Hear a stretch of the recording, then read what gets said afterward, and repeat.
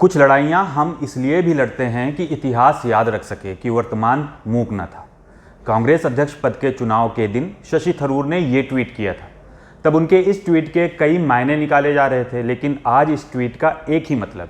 भले ही शशि थरूर कांग्रेस अध्यक्ष पद का चुनाव हार गए हों, लेकिन उनका नाम हमेशा के लिए कांग्रेस और भारतीय राजनीति के इतिहास में दर्ज हो गया है।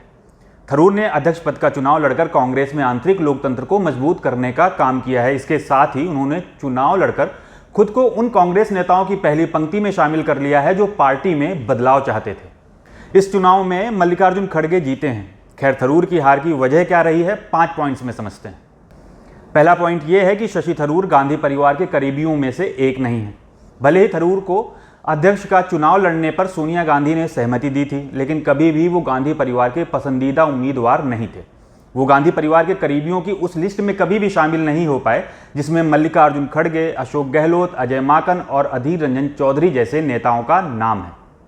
शशि थरूर को कांग्रेस के विद्रोही गुट G23 का सदस्य भी माना जाता है, जिसका नेतृत्व कभी गुलाम नबी आज़ाद किया करते थे। ये भी एक बड़ा कारण है जिसकी वजह से उन्हें सोनिया और राहुल का समर्थन नहीं मिल सका। बता दें कि G23 गुट समय समय पर आला कमान के फैसलों पर सवाल उठाता रहा है।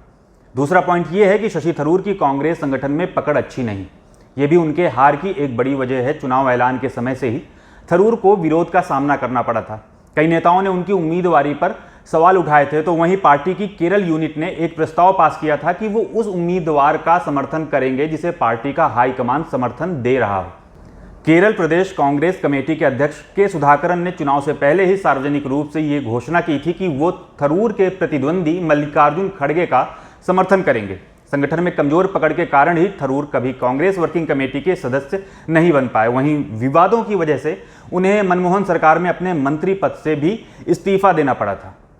तीसरा पॉइंट है कि शशि थरूर राजनीतिक अनुभव में भी मल्लिकार्जुन खड़गे के सामने कहीं नहीं टिकते हैं। एक तरफ खड़गे के पास 5 दशक का राजनीतिक अनुभव है, तो वहीं दूसरी तरफ थरूर के पास एक्टिव पॉलिटिक्स का महज 13 साल का अनुभव है। 66 साल के शशि थरूर ने साल 2009 में कांग्रेस का दामन थामा और तब से लगातार चुनाव जीत रहे हैं, लेकिन लोकसभा चुनाव में जीत के करिश्मे को थरूर कांग्रेस अध्यक्ष चुनाव में नहीं दोहरा पाए। मल्लिकार्जुन खड़गे के सामने थरूर राजनीतिक रूप से भी कम परिपक्व माने जाते हैं। ये भी एक वजह रही है कि उन्हें हार का सामना करना पड़ा और पार्टी नेता उन पर भरोसा नहीं जता सके। चौथा पॉइंट है कि शशि थरूर की पहचान एक एलीट नेता के रूप में है। वो फर्राटेदार अंग्रेजी बोलते हैं, बड़ी बड़ी पार्टियों में नजर आते हैं, सोशल मीडिया पर भी एक्टिव रहते हैं, लेकिन जमीन पर उनकी पकड़ कमजोर मानी जाती है। भले ही उन्होंने तिरुवनंतपुरम सीट से जीत की हैट्रिक लगाई हो, लेकिन उन्हें एक जमीनी नेता के तौर पर नहीं देखा जाता है।